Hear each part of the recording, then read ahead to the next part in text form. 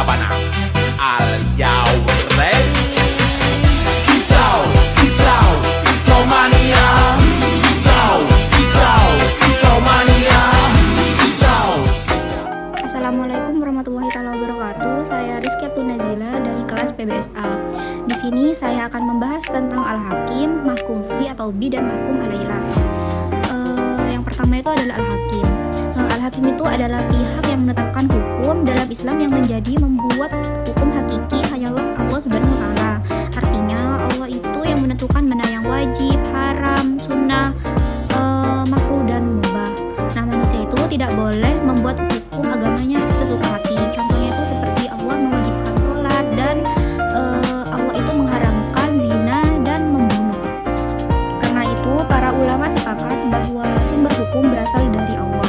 Nah, di sini ada sumber hukum dalam Islam. Yang pertama itu adalah Al-Quran, yang kedua adalah sunnah hadis, ketiga adalah ijtihad ulama. Yang pertama itu adalah Al-Quran. Firman Allah yang menjadi sumber hukum, contohnya seperti perintah sholat, larangan riba, dan kewajiban puasa.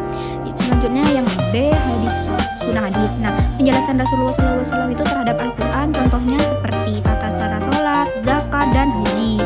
Yang ketiga itu adalah ijtihad ulama. Ijtihad itu dalam usaha ulama menjadi hukum dari Al-Quran dan sunnah terhadap masalah baru. Nah, contohnya itu seperti hukum bersaksi digital, terus bayi tabung, dan donor organ. Tetapi para ulama itu hanya menjelaskan hukum, menggali hukum, bukan membuat hukum baru.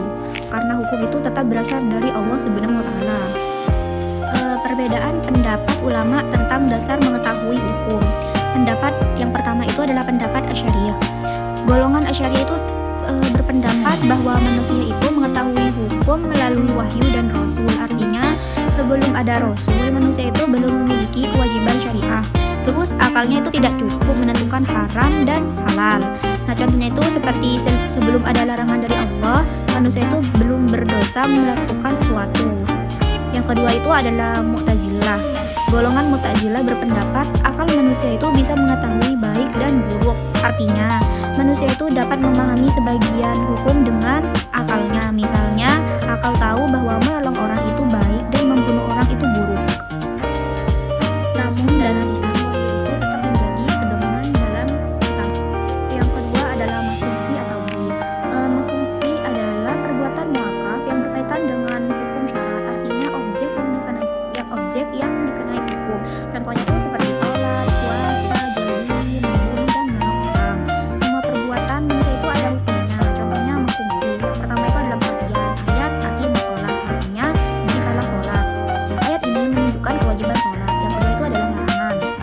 Ayatnya itu seperti wala taqulu nafsih. Artinya janganlah kamu membunuh jiwa.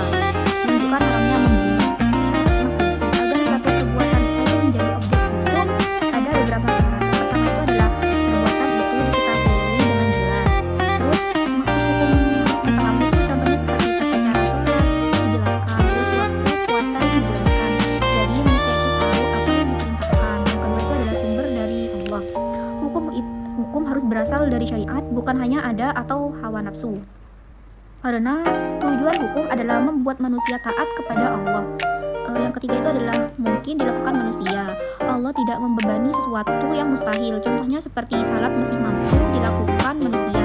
Terus puasa itu juga mampu dilakukan oleh manusia.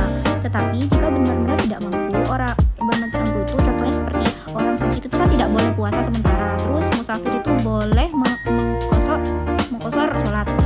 Nah, ini menunjukkan Islam itu tidak memberatkan taklif terhadap sesuatu yang sulit. Nah, pengertian taklif. Terus taklif itu adalah membebankan hukum kepada manusia. Contohnya itu seperti kewajiban sholat, puasa, dan zakat. Kesulitan masyaqqah dalam taklif. Nah, kesulitan itu dibagi menjadi dua. Nah, yang pertama itu adalah masyaqqah mustajab. Kesulitan biasa yang masih mampu dilakukan. Contohnya seperti lelah saat puasa, capek ketika haji, dan bangun subuh untuk sholat. Nah, kesulitan itu masih wajar. Nah, yang kedua itu adalah masyaqqah ghairu mu'tadad. Kesulitan berat yang di luar kebiasaan. Contohnya itu seperti sakit berat, haid, kelaparan ekstrim, dan perjalanan jauh. Nah, dalam kondisi ini syariat memberi keringanan. Contohnya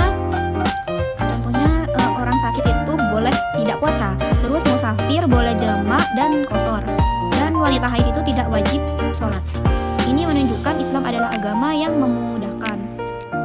Dan yang terakhir adalah mahkum alaihi.